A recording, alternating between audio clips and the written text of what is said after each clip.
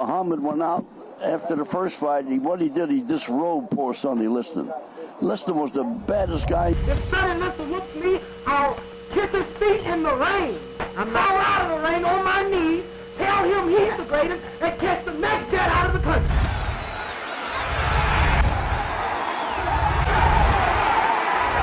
Right hand that time, folks. Another one. Sonny, little wobble. Cassius has him hurt. Well, if you want to lose your money, then bet on Sunday. Oh, may I ask you Because this? I'll never lose a fight. It's impossible. Tell him. It's impossible. Never lost. Did you see that fight? The referee came in and broke us up. I went to the corner, but I thought... Miami Beach Auditorium, February 25, 1964. The crowd came expecting an execution. What they witnessed instead would shake the entire sporting world to its foundation, and nobody saw it coming. 1. The monster they built. Sonny Liston was not just a fighter, he was a warning.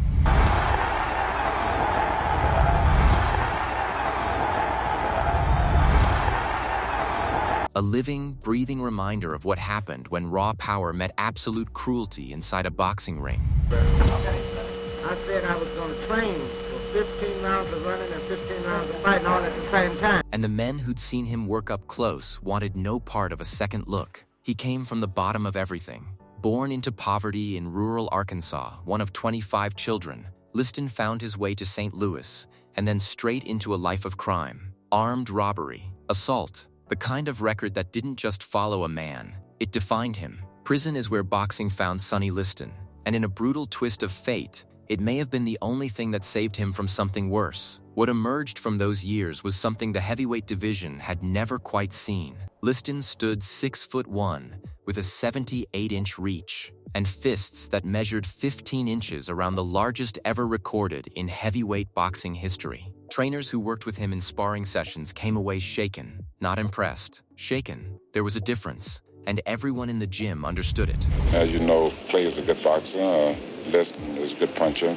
I always like to stalk his man. Then came Floyd Patterson, the reigning heavyweight champion of the world, a technically gifted, well-liked fighter who represented everything clean and respectable about the sport. Liston dismantled him in 2 minutes and 6 seconds. When they ran it back, the rematch lasted 4 seconds longer. 2 fights, 2 first-round knockouts, and the heavyweight division collectively ran out of challengers willing to step forward. To get underneath the champion, straight punches, runs into a right uppercut, which sets up the challenger. By the time 1964 arrived, Liston had held the heavyweight title for over a year, and the boxing establishment had quietly accepted a disturbing truth. There was simply nobody left who could beat him. Sports writers picked him to win by stoppage. Promoters privately wondered if the fight was even worth staging. Vegas installed him as a 7-1 favorite, a number so lopsided it barely resembled a legitimate sporting contest. The man sitting across from him at the contract signing was 22 years old, had never fought anyone remotely close to Liston's level, and hadn't stopped talking since he walked into the room. Nobody in that building took Cassius Clay seriously. Sonny Liston certainly didn't. That miscalculation would cost him everything.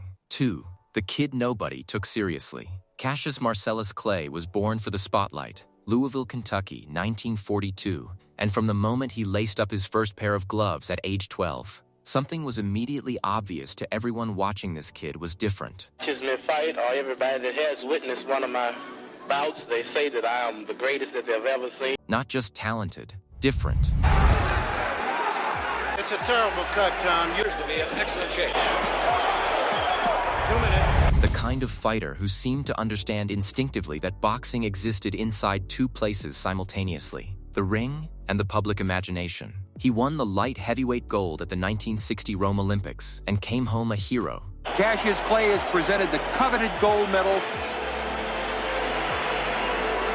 But amateur glory meant nothing in a professional landscape dominated by Liston's shadow, and Clay understood he needed more than skill to get himself into contention. So he invented a persona that the sport had never encountered before. Loud, poetic, relentlessly self-promotional, he predicted round numbers for knockouts and then delivered them. The press called him the Louisville Lip and laughed along, mostly because nobody genuinely believed the theater would translate once serious opposition arrived. His professional record walking into the Liston fight stood at 19 wins and 0 losses. Impressive on paper, but the heavyweight division quietly noted that Clay hadn't yet been truly tested. The men he'd beaten were solid professionals, not world beaters, and skeptics argued his style, that extraordinary foot speed, the hands held low, the head constantly moving, would be systematically broken down the moment someone with genuine power got close enough to land. Liston represented that someone in the most terrifying way imaginable. The odds reflected exactly what the boxing establishment believed: 7-1 against Clay. Sports writers voted 18-1 in a pre-fight poll that Liston would win. Veteran trainers shook their heads privately and worried about the kid's safety. Even members of Clay's own camp reportedly harbored serious doubts in the weeks leading up to the bout, though none were willing to say so publicly where Clay might hear them. What nobody outside Clay's inner circle fully understood was the depth of preparation happening behind closed doors. Angelo Dundee had studied Liston meticulously. The team had identified specific patterns.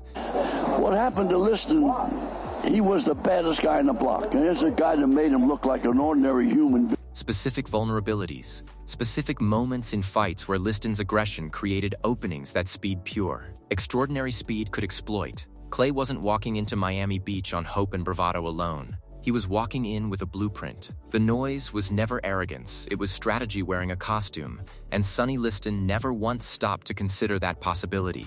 3. The circus before the fight. The weigh-in on the morning of February 25th, 1964 remains one of the most extraordinary pieces of theater in boxing history. What the assembled press witnessed that morning looked, on the surface, like a young fighter coming completely apart under pressure. What it actually was tells an entirely different story, and the distinction matters enormously when understanding what happened later that night. Clay arrived at the weigh-in screaming, shouting that Liston was a big ugly bear, that he was going to eat him alive, that someone needed to hold him back before he started the fight right there in the room.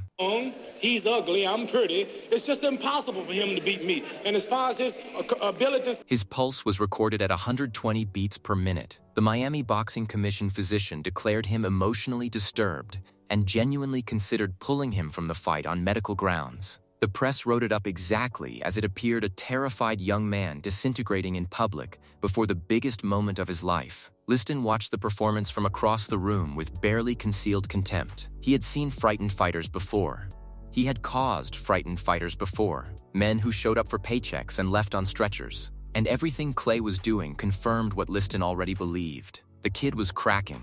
The pressure had found him. Tonight was going to be short, and it was going to be ugly. And Liston allowed himself the quiet satisfaction of a man who already knew the outcome. What Liston couldn't know was that Clay's pulse had dropped to 54 beats per minute by the time he reached his dressing room. Perfectly calm, professionally relaxed. The entire weigh-in spectacle had been a calculated performance, designed specifically to plant a seed of doubt inside Liston's preparation, to make him overconfident, to make him come out swinging wildly instead of methodically. Angelo Dundee confirmed years later that Clay had mapped out every second of that morning in advance. The psychological warfare extended beyond the weigh-in room. Clay's camp had been studying Liston's behavioral patterns throughout training camp and identified something significant. Liston was fundamentally a bully, and bullies operated on the assumption of fear in their opponents. Remove that fear, disrupt that assumption, force him to fight an opponent who genuinely wasn't intimidated, and cracks might appear that power alone couldn't paper over.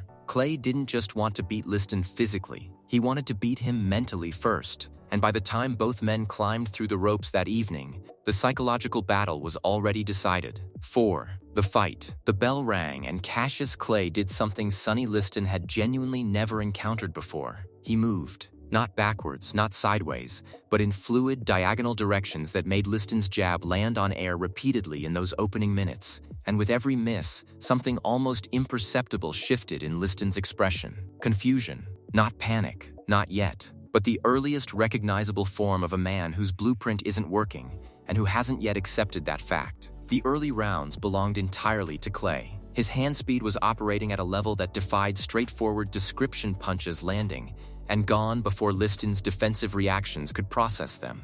Combinations started and finished in the time it took most heavyweights to throw a single shot. By round 3, a cut had opened beneath Liston's left eye. The first time in his professional career that Sonny Liston had bled inside a boxing ring, and the auditorium began making a sound it hadn't expected to make that evening. Then came round 5, and what remains one of the most debated moments in heavyweight history. Clay returned to his corner between rounds temporarily blinded, something burning in his eyes, screaming at Dundee to cut the gloves off and stop the fight. Theories have circulated for decades a coagulant from Liston's cut, something deliberately applied to Liston's gloves, a liniment that had transferred during the clinches. Dundee pushed him back out anyway, telling him to keep moving, to run, to survive until his vision cleared. Clay survived. By round 6, he could see again, and what followed was merciless. Liston came out for round 7 and stayed on his stool. His corner cited a shoulder injury, a torn muscle in the left rotator cuff, they claimed,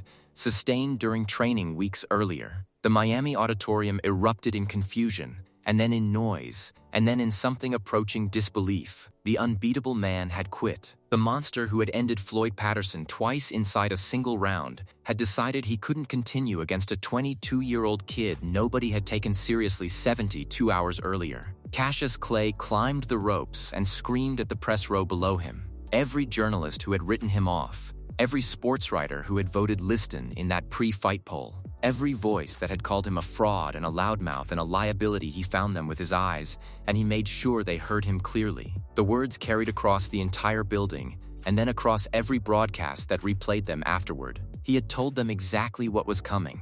Nobody had listened. 5. The aftermath. The morning after Miami Beach, Cassius Clay called a press conference, and the boxing world attended, expecting a victory celebration. What they received instead was the opening chapter of something that extended far beyond sport, far beyond heavyweight titles. I'm the king of the world! Hold it, hold it, hold it. I'm pretty! Hold it, you're not that pretty. I'm a bad man! Wait. I shook up the world! And far beyond anything the establishment had been prepared to process alongside a result it was still struggling to accept. Clay announced his membership in the Nation of Islam. The relationship with Malcolm X, the most controversial political figure in America at that precise cultural moment, had been an open secret inside boxing circles for months. But confirmation landed with the force of a second earthquake following the fight itself. Sponsors recoiled, promoters panicked. Sports writers who had just finished updating their predictions columns now faced an entirely different kind of story, one that made many of them visibly uncomfortable in ways that had nothing to do with boxing.